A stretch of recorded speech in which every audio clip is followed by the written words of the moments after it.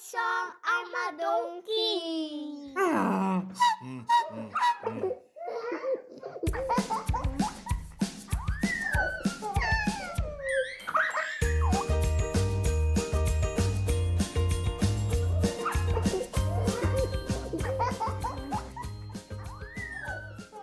Storytyd saam ouma Donkie is altyd vet pret. So kom klein goed, wil julle vandag se storie hoor? Nou toe, kom skuif nader.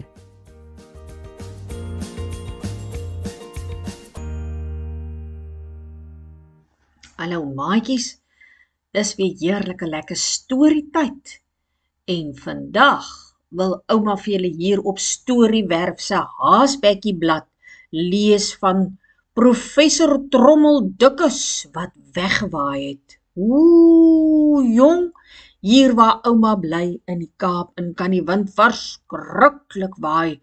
Hy klink sommer so kwaai. Nou, Professor Trommeldikkus wat wegwaai. Hierdie storieetjie is geskryf deur Tannie Kara Winbeek. Is julle reg? Hier gaan ons.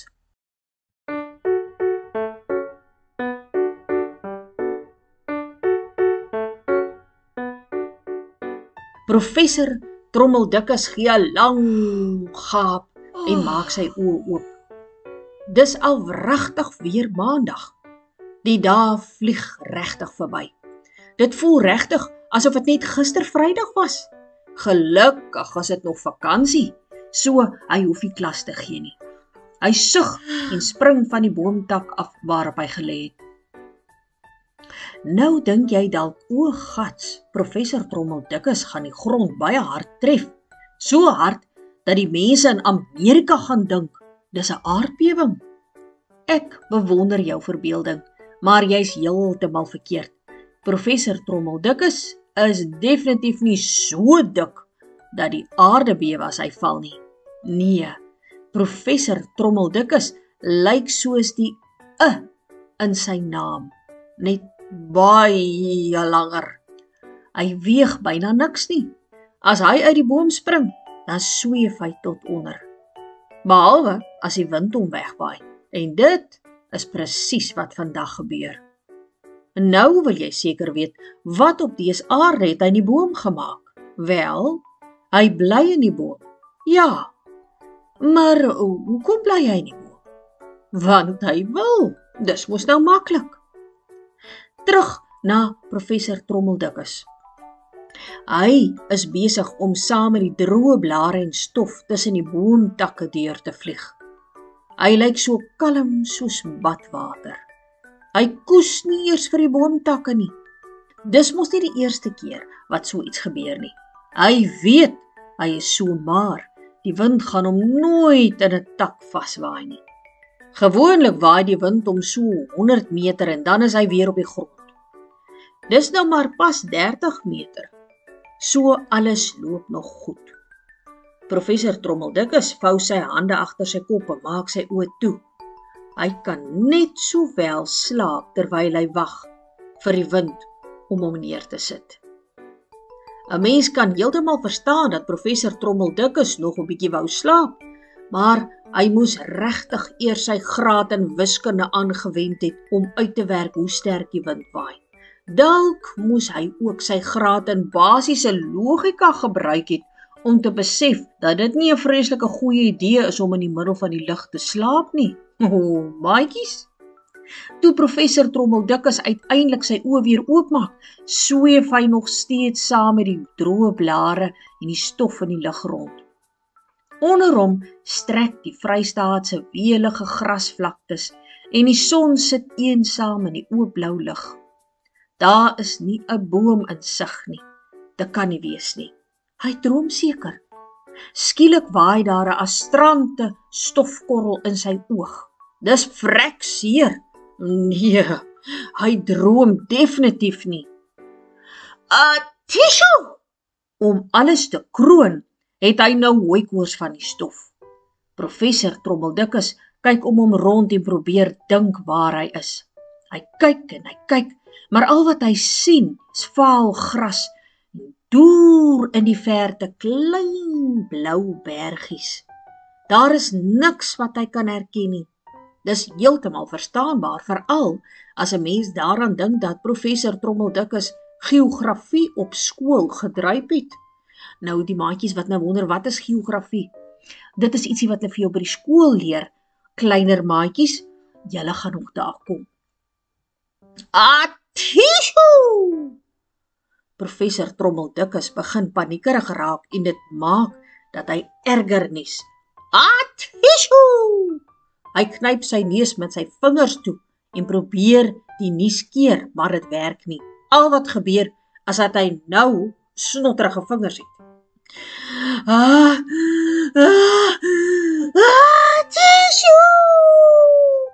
Sjoe! 'n Mens sit mos darm 'n hand voor jou mond as jy nies. Jou ongemanierde skobbejak, sê 'n stem uit die lug bokant hom. Professor Trommeldikkus skrik so groot, hy vergeet sommer van sy nies. Bokant hom sweef daar 'n baie groot en baie vies voël. Jy het my amper heeltemal van koers afgenies. Het jou ouers nie vir jou maniere geleer nie? Ag, ekskuus, ek is baie jammer. Professor Trommeldikkus voel opreg jammer. Die voël met die blink swart vere skud sy kop en snuif.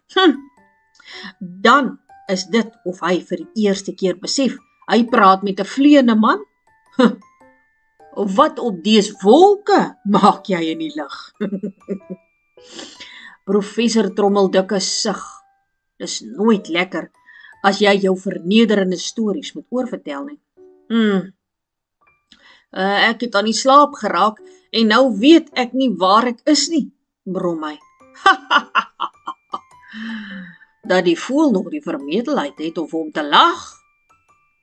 Jy is in die land waar die voëlkoning heers.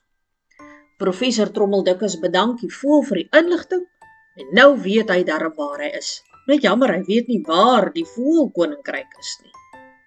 Die voël lag weer. Tussen die bergpieke, tussen die vallei en die lug, daar woon die voëlkoning. Hy sal jou help om jou pad terug te kry.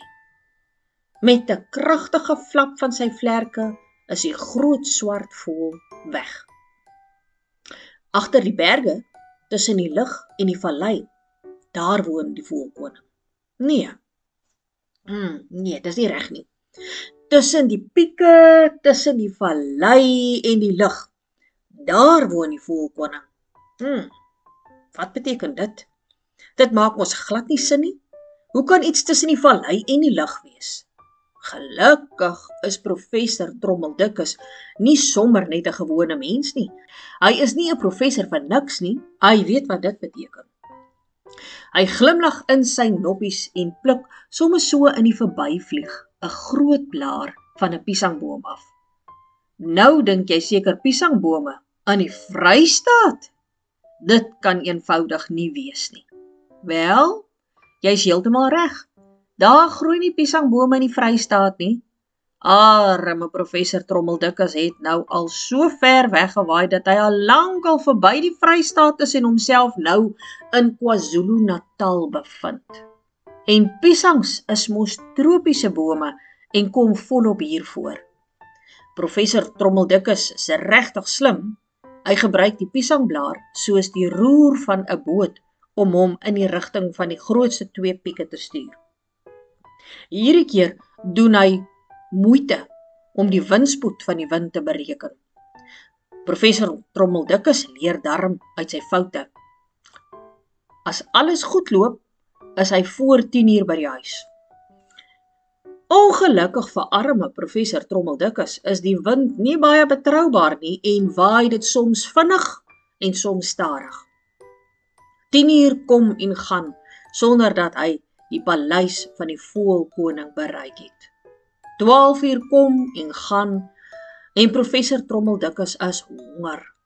Dis weer eens baie verstaanbaar, hy het gisteraand laas geëet. Uiteindelik bereik hy die 2 bergpieke en raai. In die middel van die 2 pieke hang 'n reusagtige nes van boomstompe en wol wat met dik kabels aan die kraanse vasgemaak is. Kan jy nou glo? Tussen die twee bergpieke, tussen die vallei en die lug, daar hang die nes. En in die bek van die nes sit die blink swart voël wat professor Trommeldekkers vroeër die oggend gesien het. Wel gedaan, professor Trommeldekkers, jy het my woning gekry. Jy? En nou is dit eers jammer dat ek op u koninklike voëlheid genies het, sê professor Trommeldekkers verleë. Jy is 'n ander soort mens, professor Trommeldekkers. Ek was baie vies vir jou en wou jou straf vir jou ongemanierdheid.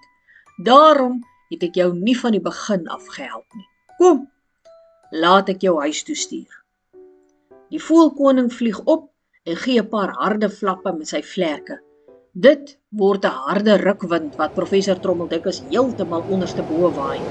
Skaars het hy tot 10 getel of hy is terug by sy boom. Professor Trommeldekkers is so deurmekaar gewaai dat hy eers 'n rukkie op die gras onder die boom gaan sit en probeer om sy arms en bene te ontknoop. Omdat hy so dun is, het die sterkwind hom geknoop dat hy soos 'n gekoekte bottel wol lyk. Toe hy uiteindelik al die knoop en die kinkels uit het, staan hy op en gaan gooi vir homself van sy smul en lip lekker ontbytgraan in vir middagete. Van daardie dag af slaap professor Trommeldekkers met 'n veiligheidsgordel om hom. En elke aand voor hy gaan slaap, dan drink hy 'n anti-hooikoorspil om te keer dat hy nie per ongeluk in sy slaap begin nies nie. Nou ja, toe maatjies, fluit. Hierdie windverwaaide storie is uit. Sjoe, is julle nie daarom bly dat julle nie so lig is nie, nê? Ja, kyk net na die prentjie. Die professor lyk regtig so dun soos 'n stukkie papiertjie. Alamandag, maatjies. Nou ja toe, soos alle goeie dinge, is hierdie storie nou ook op 'n einde. Ek hoop julle het heerlik lekker geluister en ek hoop julle gaan sommer heerlike drome hê. En dat julle mooi vas in julle bedjie slaap en môre weer lekker opstaan. Nou ja toe, tot volgende keer. Lekker slaap, soet wees.